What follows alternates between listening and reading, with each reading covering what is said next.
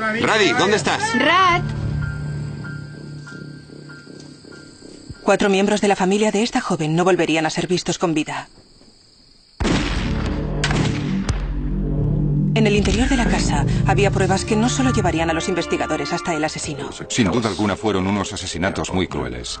sino que también pondrían al descubierto un secreto enterrado durante 3 años. Nos preocupaba el hecho de que por haber salido impune pudiera haber cometido los otros 4 asesinatos. Eso es algo que no debería haber ocurrido. Había preguntas que exigían una respuesta. Lo hicimos porque teníamos que saberlo. No podíamos establecer cómo ocurrió, pero sí que no pudo haber ocurrido tal como él decía. Si se fijan en los daños craneales, verán que este no concuerda con este. Y esa en su mente era su forma, supongo yo, de explicar lo que había hecho. Cuando más avanzábamos, peor era para él. Durante 3 días, miembros de la familia Milosevic intentaron ponerse en contacto con Radmila o Rad, como le gustaba que la llamaran. Pero las llamadas a Rad o a Tony, su pareja de hecho, no obtuvieron respuesta. Y para una familia que hablaba todos los días era algo muy preocupante. Rad. Recibieron una llamada del jefe de Tony en la que decía que hacía un par de días que no había ido a trabajar y estaban preocupados, ya que no era propio de él actuar así. El coche estaba frente a la casa, pero nadie acudió a abrir la puerta y Dara empezó a preocuparse. Dara, de 18 años, era la hermana de Rad. Miró por la ventana y vio unos papeles quemados en la encimera. Esta estaba encendida. Quería romper la ventana y entrar, pero su novio se lo impidió y le dijo que era mejor llamar a la policía. No quería que ella entrara. El 31 de marzo de 1984 yo estaba de servicio en Canberra junto con otro inspector, joven como yo. En ese día en concreto nosotros 2 éramos los únicos inspectores de servicio en Canberra. Recibí la llamada de nuestro centro de operaciones en la radio de la policía. El agente de policía que había acudido había abierto un agujero con su porra en la puerta trasera de la casa y así había entrado.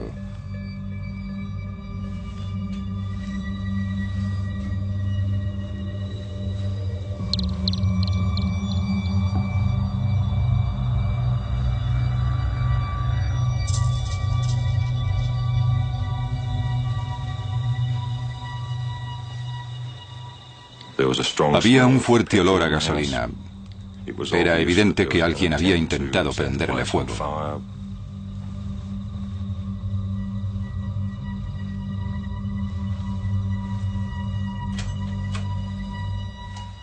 En uno de los dormitorios se encontraban 3 cuerpos, 2 adultos, hombre y mujer, y una niña pequeña.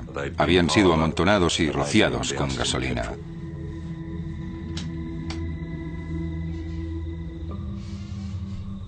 En otro dormitorio se encontraba un niño, y era evidente que todos habían sido víctimas de disparos.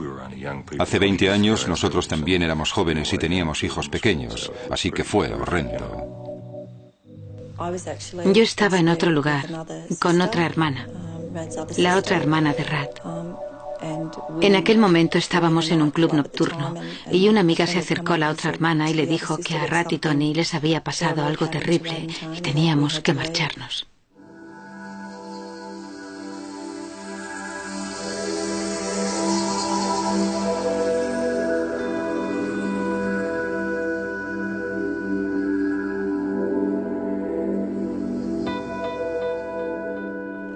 Toda una familia había sido asesinada. Radmila Milosevic y Tony Baker, su pareja de hecho, y Danny y Lisa, sus 2 hijos pequeños, habían muerto. Cuando nos llevaron a Richardson, nos hicieron esperar en el coche. Habían acordonado la casa y alguien salió y le dijo a la hermana de Rad que les habían disparado y Rad, Tony y los chicos se encontraban muertos en casa. Estuvo a punto de volverse loca.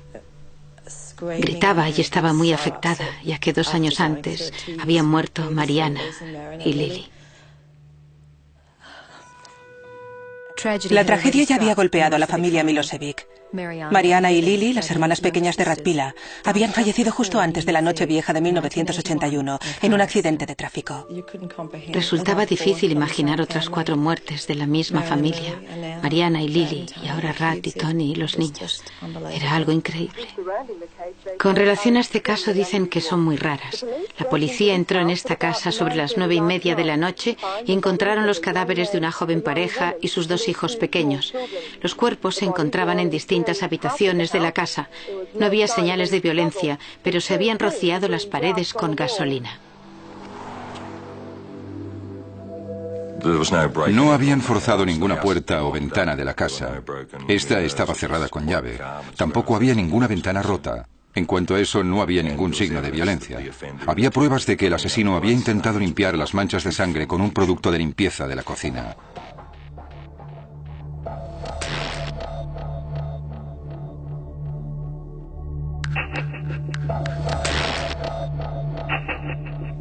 Y al pretender limpiarlo lo había ensuciado aún más, por lo que colocó cojines encima de las manchas de sangre en un intento por ocultarlas.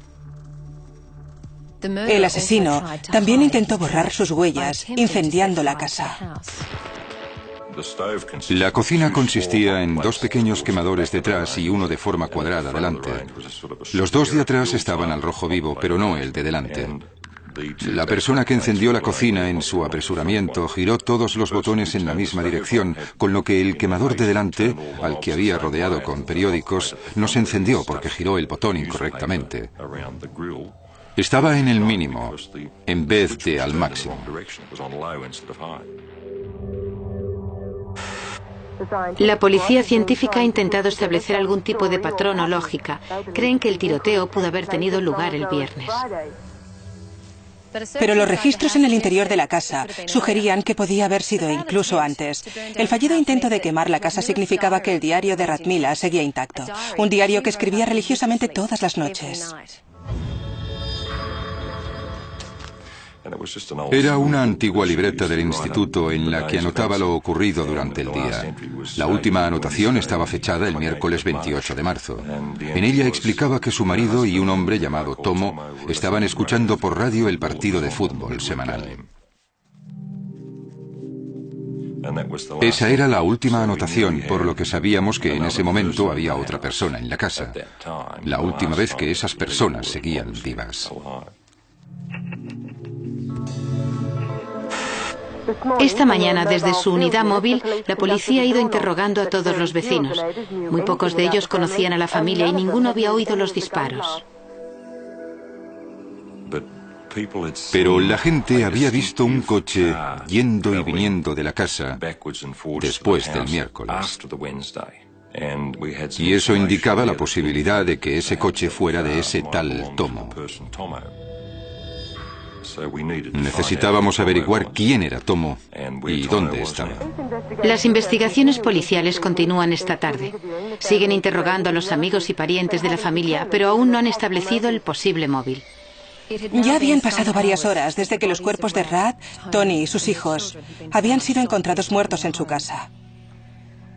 Sin ninguna razón de la causa de su muerte, los inspectores tenían que hablar con la última persona que los había visto con vida. Y ese era un tipo llamado Tomo. Identificamos a Tomo como un sujeto llamado Alan Thompson, un amigo íntimo de la familia. De hecho, era un viejo amigo de Tony.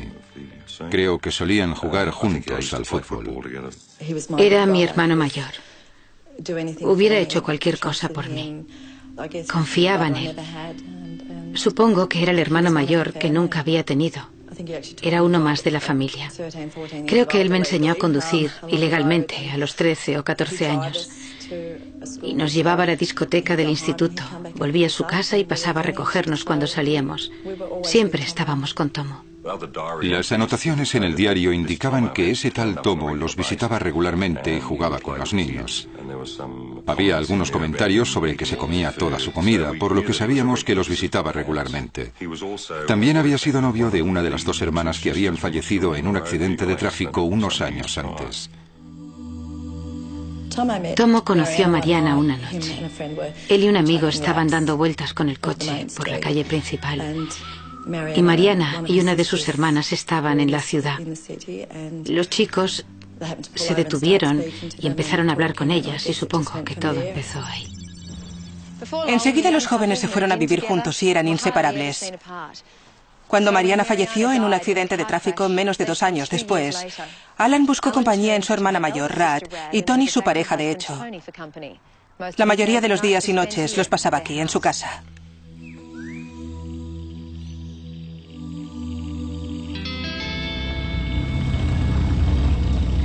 También establecimos que era propietario de un vehículo similar al descrito por los vecinos y que iba y venía de la casa. ¿Era Tomo un posible sospechoso?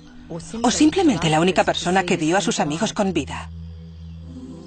Mi compañero y yo fuimos a Queanbeyan y en realidad nos recibió en la puerta Alan. Me presenté, le dije quién era, soy portador de malas noticias. Le dije que acababa de estar en casa de sus amigos en Richardson. Los habíamos encontrado a todos muertos. En la escena del crimen, los expertos en balística habían encontrado casquillos y balas que indicaban que el arma homicida era un rifle del calibre 22. Le preguntamos si tenía un rifle. Nos llevó hasta un cobertizo en el jardín de casa de sus padres del que sacó un rifle del 22. Volvimos a la comisaría central de la policía en Canberra y entregamos el rifle a nuestros expertos en balística. Arma de fuego, sin balas. Bien, gracias, Eric. Nos llevaron a la comisaría de policía y luego nos interrogaron sobre Tomo. Nos preguntaron si tenía armas de fuego o si había alguna razón que nos hiciera sospechar que fuera él. Yo me limité a decirles que Tomo no lo haría. Tomo no lo había hecho. Él nunca haría una cosa así.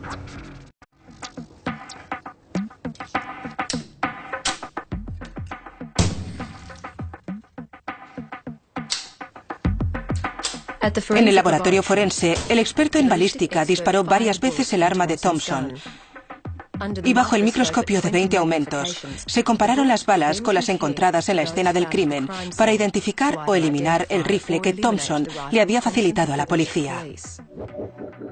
Estamos mirando una muestra en el lado izquierdo y una prueba en el derecho. Estamos buscando líneas creadas por las marcas en el interior del cañón sobre el plomo. Las marcas quedan estampadas en el plomo. Constituyen unas marcas únicas. Son las huellas dactilares de balística. Así que son únicas de esa arma en concreto. Eso nos permite identificarlo o eliminarlo. En este caso lo identificamos.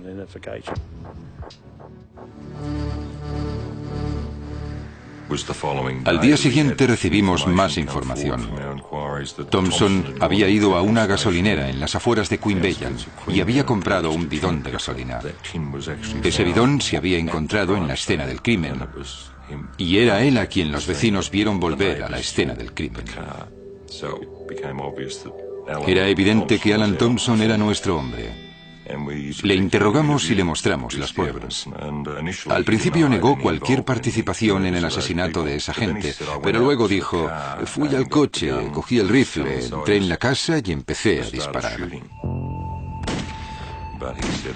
Dijo que no sabía lo que se hacía. Se limitó a disparar al azar por la casa. Pero eso no encajaba con la escena que el experto en balística había recreado. Había disparado deliberadamente, apuntando cuidadosamente y no sin ton ni son, sin saber lo que se hacía. Cuando la bala sale del cañón del arma, la presión tras ella dispara restos por el cañón y en el aire. ¿Podrías confirmar si está en De contacto? acuerdo, así. Cuanto más cerca esté el rifle del objetivo, más concentrados serán los residuos alrededor del orificio de entrada de la bala. Voy a disparar. Cuanto más lejos, menor es la densidad.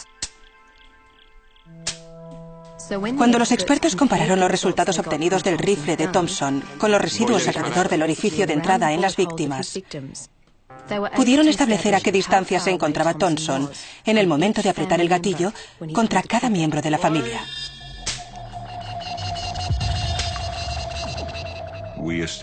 Los expertos en balística establecieron que el asesino disparó primero desde el recibidor de la casa contra la mujer que estaba sentada con su hija en un sillón en el salón.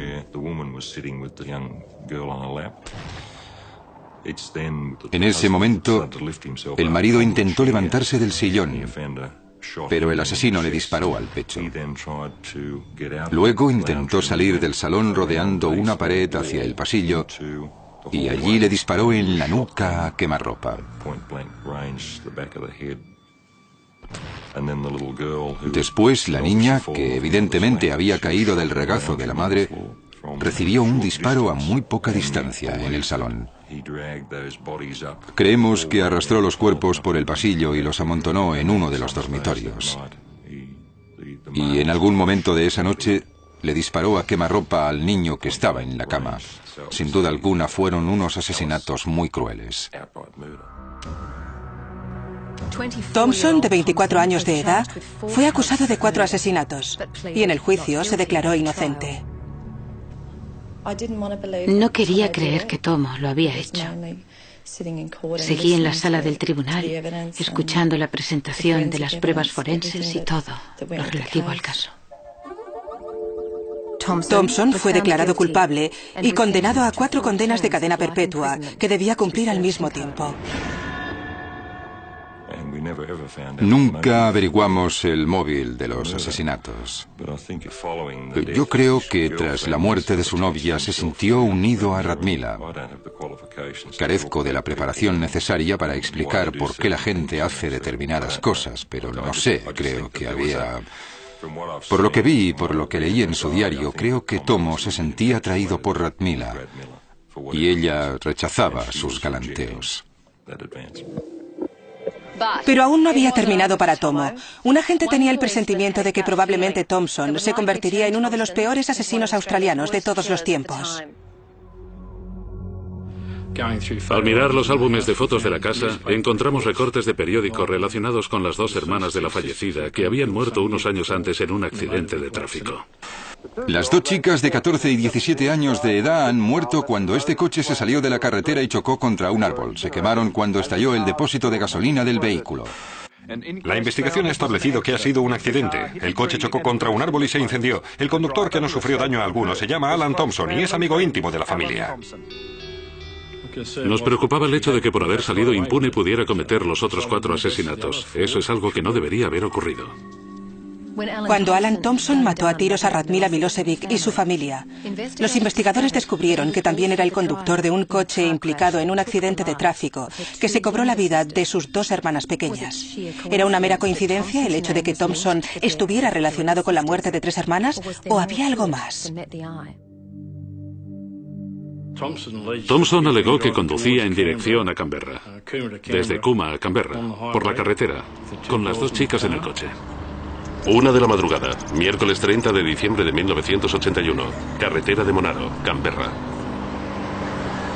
¿Qué tal un helado? Sí, ya tengo helado. ¿Tú no has tomado?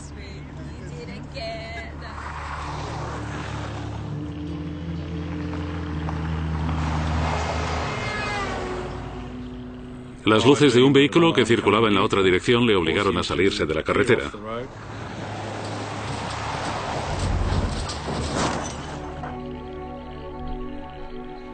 Salió inmediatamente del coche, por la puerta del conductor, y fue hasta la parte frontal del vehículo donde vio salir llamas del capó. Corrió al lado izquierdo del coche e intentó abrir las puertas para que salieran las chicas.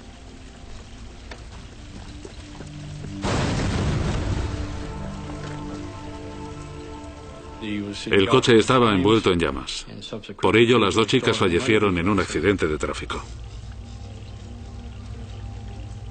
Me llamaron al trabajo y me dijeron que Mariana y Lily habían muerto en un accidente y Tomo había sufrido quemaduras. Tomo se había quemado los antebrazos al intentar sacar a las chicas. El día del funeral cayó en un profundo mutismo. No quería hablar con nadie. Algunas de nosotras nos acercamos para abrazarle y él prácticamente nos alejó. Se mostró muy reservado. A veces se despertaba por la noche llamando a gritos a Mariana y nosotros solo queríamos ayudarle.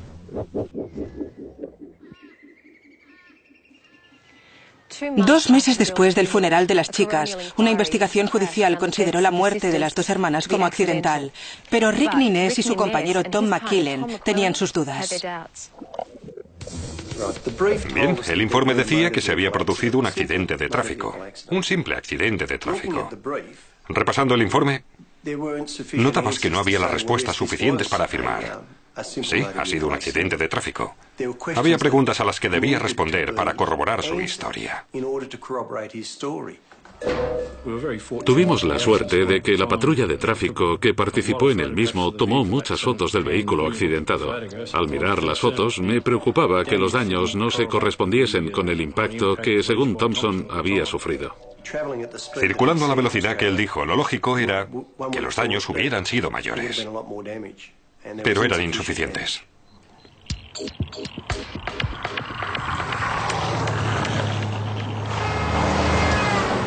Thompson dijo que conducía a 45 millas por hora, 60 kilómetros por hora, cuando le cegaron unas luces y se salió de la carretera estrellándose contra un árbol. Pero según los expertos de General Motors Holden, no pudo haber ocurrido así. Esto fue negado rápidamente por los ingenieros que dijeron que no se sostenía. No estaban de acuerdo con la historia. Observaron las fotos y en base a ellas calcularon que la colisión se produjo a una velocidad de poco más de 20 kilómetros por hora. Y nos preguntamos, ¿por qué alguien haría una cosa así? ¿Posiblemente para protegerse a sí mismo? Tal vez el accidente fuera un montaje. Decidimos poner a prueba nuestra teoría de que el accidente había sido un montaje y para ver qué daños se habrían producido dejando caer un vehículo contra un árbol. No podíamos efectuar la prueba con el árbol original porque lo habían talado. Compramos un HR Holden y lo llevamos al campo de pruebas de la policía de tráfico. Lo dejamos en una pendiente y marcamos la distancia entre un árbol que nosotros considerábamos concordaba con el de la carretera y luego lanzamos el vehículo contra dicho árbol en varias ocasiones para que así coincidiera la velocidad. La distancia tenía que ser exacta para recrear el impacto a una velocidad de 20 kilómetros por hora.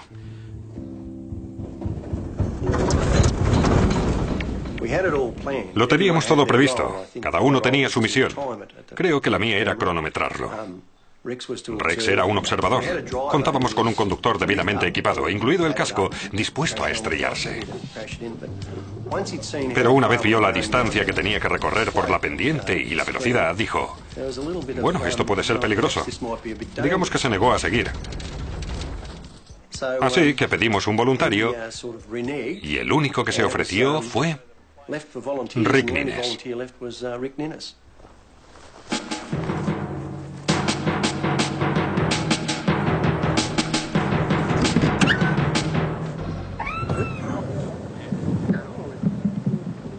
Creía que teníamos que hacerlo. Alguien tenía que hacerlo. Así que yo era el hombre. Tenía que hacerlo.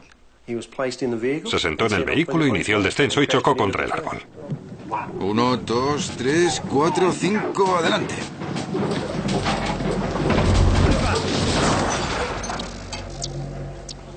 Probablemente fue importante que lo hiciera yo, ya que me proporcionó una idea de lo que ocurrió en ese coche. El impacto no fue importante. Sabías que habías colisionado contra algo, pero no fue tan fuerte como para que dos personas murieran. Ello sirvió para demostrar que esa era la velocidad a la que el vehículo circulaba cuando Thompson y las dos chicas se estrellaron contra el árbol. Teníamos que estar absolutamente seguros de lo ocurrido. Si nosotros no lo estábamos, ¿cómo podíamos convencer a alguien más? Lo hicimos porque teníamos que saberlo.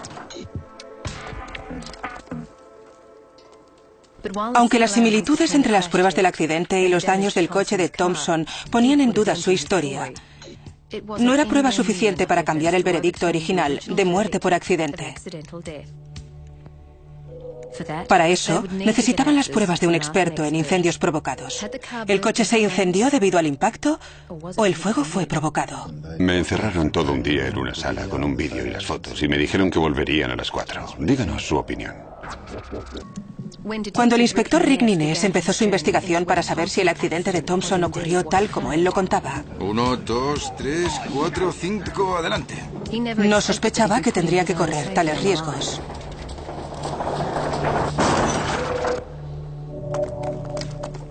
Pero aún así, no era suficiente para demostrar que Thompson mentía o era un asesino.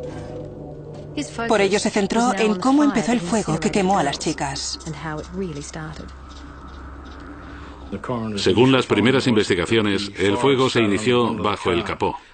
Una explicación del incendio era que un muelle que pasaba por encima de la batería para sujetarla había entrado en contacto con uno de los terminales y se había curvado provocando una chispa que causaría el fuego bajo el capó. Ahora bien, las fotos en las que se veía al vehículo remolcado por una grúa parecían indicar que las luces estaban encendidas. Eso sería una incongruencia si la batería hubiera sido la causa del inicio del incendio. Si se fijan en los daños en el motor, donde presuntamente se inició el fuego, verán algunos daños causados por el calor en los manguitos y en la instalación eléctrica. Pero no se ve que esté quemado.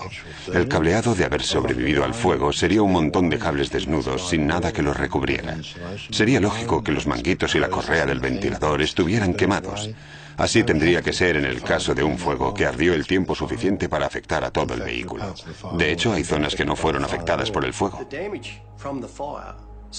Los daños causados por el fuego son superiores en el interior del vehículo que en el motor. Este parece estar en buenas condiciones para un incendio de dichas características. No tenía sentido. ¿Por qué el fuego destruyó el interior del coche y no el motor, donde supuestamente se inició el incendio? Thompson había dicho que a los pocos minutos, segundos de salir del coche, el fuego se había extendido hasta el compartimento de los pasajeros. Bien, para corroborar o rechazar su historia, los inspectores decidieron replicar el incendio. ¿Tienes preparado el cronómetro? Adelante, unidad móvil. Un buen fuego. Se está quemando bien. Eso es lo que queremos. Ahora empieza a gotear por el fondo. Empieza a gotear. Y tiene una mayor cantidad de oxígeno. Vertimos la gasolina bajo el capó. La cantidad que calculamos hubiera salido del carburador. ¿Cómo te va, Tom? Bien. ¿Y tú cómo vas? 40 segundos. La gasolina empezó a arder tras acercar una llama a la misma, pero se extinguió muy rápidamente ya que no podía avanzar por ninguna parte.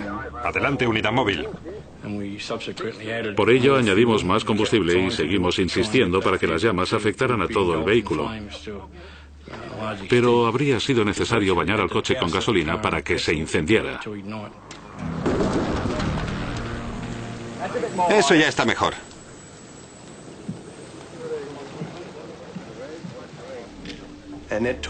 Necesitamos una gran cantidad de gasolina para que llegara a los pasajeros.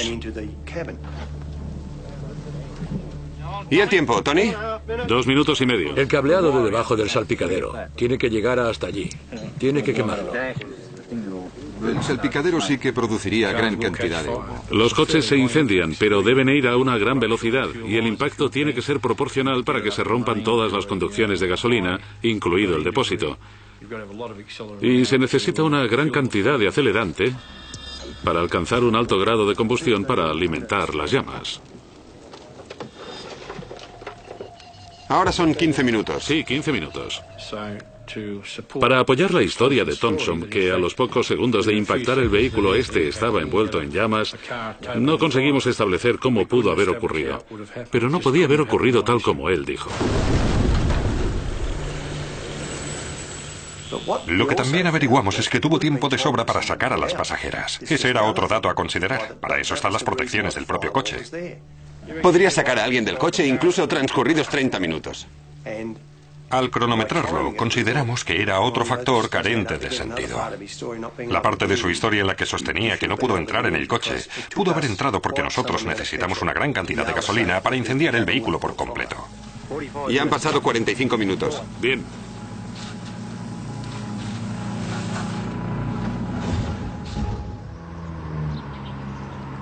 En su primera declaración tras la colisión que tuvo lugar en 1982, Thompson declaró que la lata que llevaba en el coche estaba vacía, pero cuando los inspectores Nines y McKillen interrogaron a Thompson en base a sus dudas sobre los hechos ocurridos, Cambió ligeramente su historia, pero solo ligeramente. Solo lo necesario para explicar el motivo por el que había un acelerante en su vehículo y por qué se produjo el incendio. Les dijo que había comprobado esa misma tarde la gasolina para el cortacésped de su madre, pero había olvidado dárselo.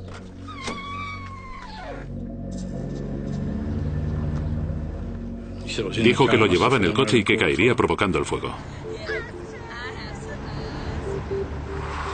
Thompson no dijo nada en su momento porque no quería que le culparan del fuego en el coche. ¿Habían seguido una pista errada los inspectores? ¿O su instinto no les había fallado? Tenían la respuesta bajo sus mismas narices, pero aún no la habían visto. Alan Thompson declaró en un principio que no llevaba ninguna lata de gasolina en el coche la noche en que su novia y su hermana pequeña fallecieron incineradas en un accidente de tráfico. 3 años más tarde cambió su historia, diciendo que sí llevaba una lata de gasolina en el coche y que ésta volcó. ¿Mintió Thompson porque no quería que le culparan del incendio o en la vista había cometido perjurio por otras razones? Si se observa la foto del árbol contra el que se estrelló el coche, se ve que hay fuego por debajo del nivel del vehículo. ¿Cómo pudo eso ocurrir si el fuego se inició en el motor?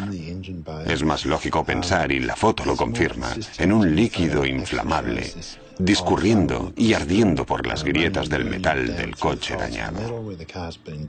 Como es evidente, no puedo decir exactamente cuánta gasolina se utilizó, pero sí puedo decir que tuvieron que ser varios litros, tanto en el interior como en el exterior.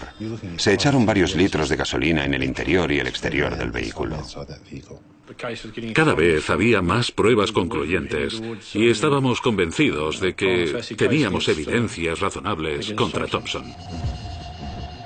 La prueba más irrefutable de que el accidente había sido un montaje se encontraba entre las fotos que habían empapelado las paredes del despacho de los inspectores durante los últimos 6 meses.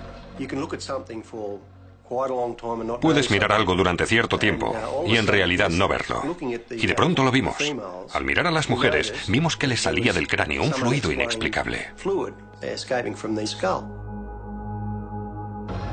Una de las fotos tenía un claro agujero en el cráneo y no dejábamos de mirarlo hasta que nos despertó la curiosidad. Si observan atentamente las fotos, no queda claro, aunque puede verse que los cráneos están dañados. Se tiene información de crematorios y creo que de la Revolución Rusa que un cráneo sometido al fuego puede llegar a estallar. Y cuando eso ocurre, se debe a que el fuego ha sido muy rápido y a una muy alta temperatura. En el cráneo se establece una gran presión debida al vapor, por lo que solo puede ocurrir una cosa: el cráneo estalla. Si se fijan en los daños de estos cráneos, no se corresponden con lo que he dicho. A mí me parecen orificios de salida de proyectiles, es decir, de balas, y por lo menos en uno de los cráneos, un orificio de entrada que sugería que a ambas chicas les habían disparado en la cabeza. En el Tribunal Supremo hoy se ha revelado la trágica historia de 3 hermanas de Canberra. El director de la Fiscalía, Ian Temby, ha dicho que solo el hecho de que Thompson hubiera sido condenado por el asesinato de una de las hermanas era suficiente para ordenar una nueva investigación sobre la muerte de las otras 2. Ha dicho que la investigación ayudaría a disminuir la alarma social y a depurar responsabilidades. El señor Temby ha dicho que las nuevas pruebas de los expertos contradecían la versión de Thompson sobre el accidente, la velocidad a la que circulaba y dónde se había iniciado el incendio. Ha dicho que ahora Thompson admitía que llevaba una lata de gasolina, hecho que había negado anteriormente. Dennis Palmer, abogado de Thompson, alegó que las pruebas no eran nuevas ni sólidas y señaló el coste de iniciar una nueva investigación. Lo único que quedaba por hacer era exhumar los cadáveres y ver si se podía extraer de ellos alguna prueba forense. Si la historia de Thompson fuera cierta, se observarían quemaduras y lesiones en la laringe y en los pulmones de las chicas, si aún seguían con vida en ese momento, aunque es posible que estuvieran inconscientes. Necesitábamos esas pruebas para sustentar una acusación de homicidio contra él.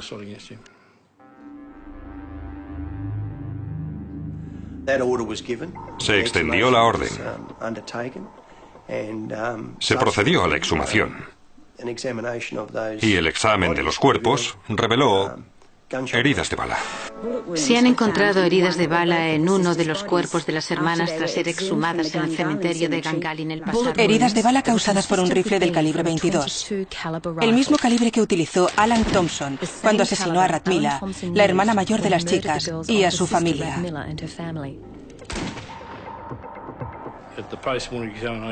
En el examen post-mortem, el forense no encontró quemaduras en la laringe ni en los órganos internos y estableció, más allá de toda duda, que ambas fallecieron antes del incendio.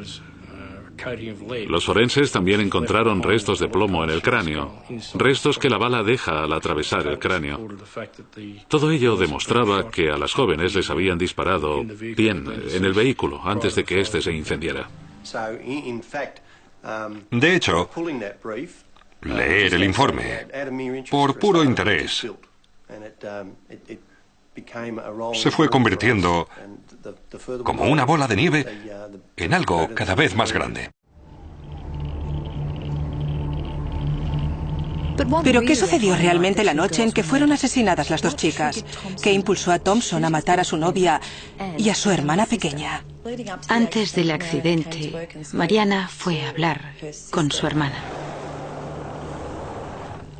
Básicamente fue la única vez que nos dijo que tenía miedo de él.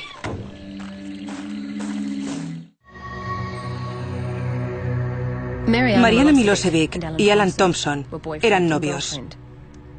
Cuando ella falleció en un accidente de tráfico en el que él conducía el coche, Thompson buscó apoyo en su hermana mayor, Radmila. 15 meses después la mató a ella y a su familia. Con Thompson involucrado en ambos hechos, los investigadores forenses y de la policía recrearon la colisión del coche que había sido considerada como un accidente.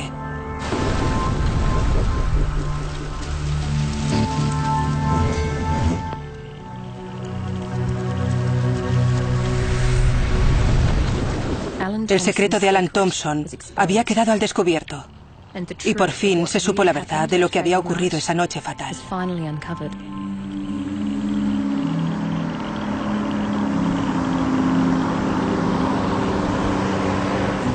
Solo está diciendo tonterías. ¿Quieres dejar de gritarle? Haré lo que quiera, ¿vale? ¿Cómo dices? La hermana pequeña había llegado para pasar el fin de semana con ellos. ¿Por qué eres tan capullo? Y habían hablado de una posible separación. La joven quería romper, pero él no estaba de acuerdo. Creemos que la más joven estaba allí para ser testigo o para apoyar a su hermana.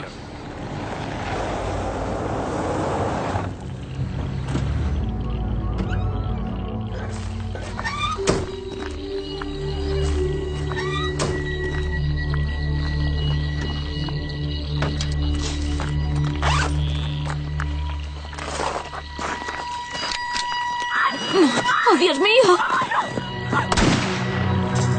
¡Dios mío!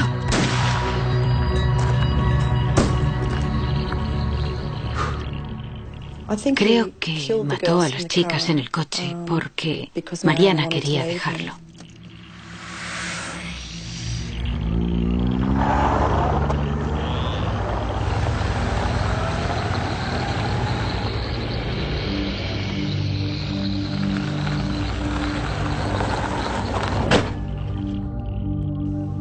Mariana había llegado al trabajo y comentó que él empezaba a darle miedo y no quería seguir con él.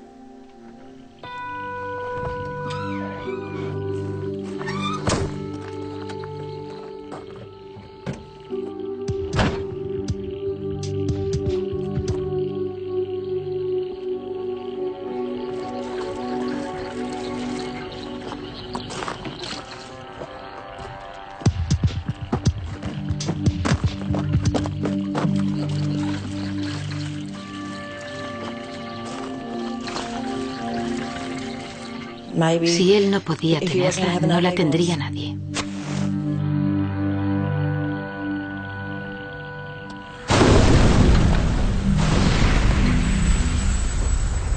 ¿Por qué decidió matar a Lily, a Rad, a Tony y a los niños? Eso no lo sé.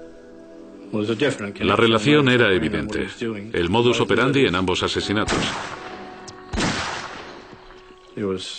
Las víctimas habían recibido disparos de un arma del calibre 22 y el hecho de que se recurriera al fuego en ambas ocasiones para encubrir el delito. Creemos que existe una clara correlación entre ambos hechos. 2 años después de haber matado a la familia y 4 años después de la primera vista sobre la muerte de las jóvenes, Alan Thompson fue declarado culpable de asesinar deliberadamente a su novia Mariana y a su hermana Lily. Engañó a mucha gente. Parecía un buen chico, cariñoso, y la familia Milosevic confiaba en Tomo. Él era como de la familia. Pero tras el asesinato en Richardson, sabían que él era el responsable.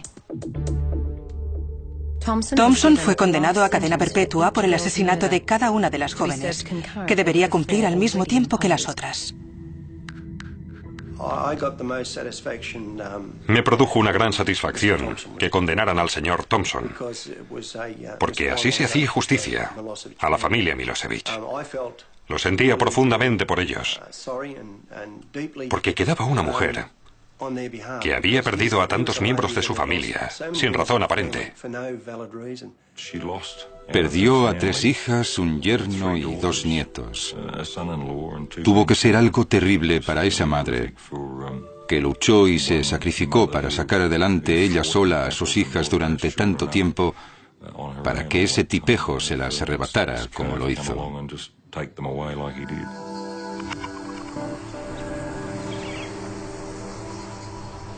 La vida para ellos, 20 y tantos años después, aunque es como si fuera ayer. Sé que no pasa un día sin que alguno de ellos no piense en Rad, Tony, los niños, Lily y Mariana. Les hizo mucho daño, realmente destruyó a su familia. Mi opinión de Tomo ahora es completamente distinta de lo que opinaba de él cuando era un adolescente. Ya no me gusta. Supongo que le odio tanto como ellos, por lo que les hizo. A su manera, la familia y Brandywine han borrado a Alan Thompson de su vida. El nombre de Tomo aparecía en la lápida de Mariana. Ponía, amada por Alan. Entonces creían que él amaba a ella y ella a él, pero eliminaron el nombre, lo rascaron. En la actualidad nuestra sociedad no se rige por el ojo por ojo, pero no se puede resucitar a los muertos, no se puede retroceder en el tiempo. Yo creo que a la gente de la sociedad actual le gusta ver que aquellos que han cometido esa clase de crímenes son castigados.